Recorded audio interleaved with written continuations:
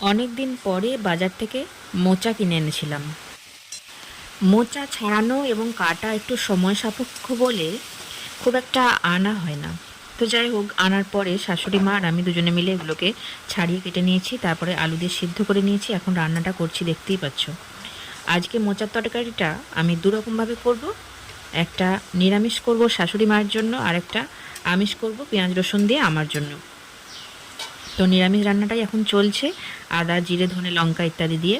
তো এটা হয়ে গেছে। এরপর বাকিটা মানে ওই রান্না করা তরকারিটাই আমি একটু পেঁয়াজ রসুন দিয়ে নিচ্ছি শেষের দিকে। কড়াই একটু তেল দিয়ে একটু পেঁয়াজ রসুন ভেজে নিয়ে আর আমার এক বাটি তরকারি ওর মধ্যে দিয়ে দেব। শাশুড়ি মা নিরামিষ খাবার খান, তো এই কারণে কোনো রান্নাতেই আমি প্রথমে পেঁয়াজ রসুন দিতে পারি না। আমার ইচ্ছে হলে আমি শেষকালে পেঁয়াজ রসুন ভেজে এভাবেই তরকারিতে দিয়ে একটু ফুটিয়ে নিই।